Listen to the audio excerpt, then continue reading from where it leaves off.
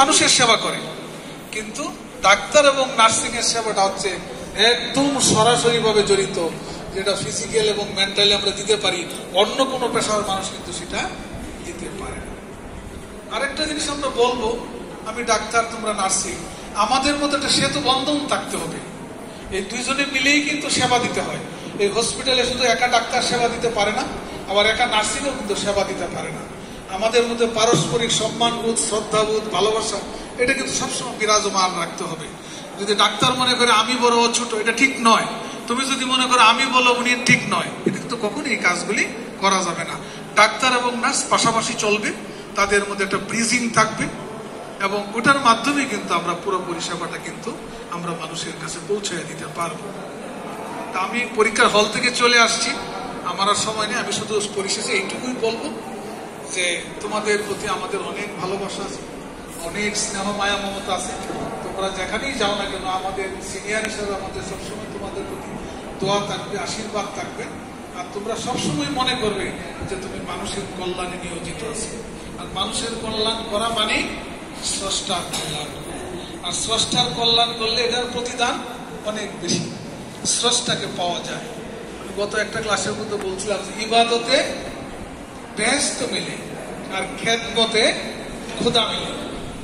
ইবাদতে বেহেশত মিলে আর খেদমতে খোদা মিলে। তো খোদাকে পাইলে তো আর কিছু লাগে না, নাকি? এই জন্য আমি গত অনুষ্ঠানের মধ্যে বলেছিলাম, ছোটবেলায় একটা গান শুনেছিলাম যে বেহেশতের আশা করি না। এক লোকে গান ধরছে, সে বলে বেহেশতের আশা করি না। আমি ছোট মানুষ, ক্লাস 8-এ পড়ি, আমি ভয় পেয়ে গেলাম, এটা কি বলে? মানুষ বেহেশতে ব্যস্ত করে, উনি বলে কি বেহেশতের আশা করি না। তোর পরের লাইনে বলে কি দুজকের ডরাই না। আমি বললাম বেটা বোধ পাগল হয়ে গেছে। পরে বলে কি আমি দয়াল চাই তোমারে। পরে দেখলাম তো ঠিকই তো বলছে, দয়ালকে পাইলে, স্রষ্টাকে পাইলে, খোদাকে পাইলে আর বেহেশত দুজকের কোনো প্রয়োজন নাই। উনি এটার ফয়সালা করবেন আমাকে কোথায় রাখবেন, কিভাবে রাখবেন।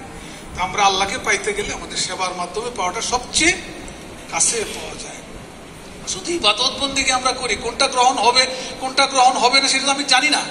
আমি নামাজ পড়লে অ্যাকসেপ্ট হচ্ছে কিনা, রোজা করলে হজ করছে অ্যাকসেপ্ট হচ্ছে কিনা, আমি পাক পবিত্র ছিলাম কিনা, কিন্তু আমি কিচ্ছু জানি না।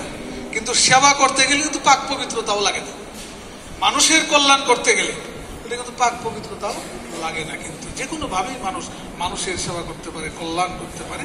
তো পরিশেষে আমরা এটাই বলবো, তোমরা প্রেসিডেন্ট আব্দুল হামিদ নার্সিং ইনস্টিটিউটের স্টুডেন্ট, উনি একজন স্বনামধন্য ব্যক্তি, উনি আমাদের সফল প্রেসিডেন্ট ছিলেন।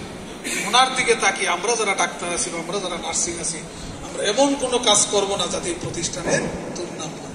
আমরা আমাদের মেধা দিয়ে, আমাদের শ্রম দিয়ে, আমাদের ভালোবাসা দিয়ে, আমাদের জ্ঞান দিয়ে আমরা মানুষের সেবা করব, যেন আমিও আল্লাহর কাছে ভালো থাকতে পারি এবং আমার প্রতিষ্ঠানের জন্য আরো উজ্জ্বল থেকে উজ্জ্বলতর হোক। আমি এখান থেকে এখনই বিদায় নিচ্ছি। তোমাদের আগামী দিন সুন্দর হোক, শুভ হোক, সফল হোক, প্রশস্ত হোক, উজ্জ্বল হোক, এই কামনা করি আমি এখানে শেষ করছি। আল্লাহ হাফেজ। ধন্যবাদ স্যারকে। ওনার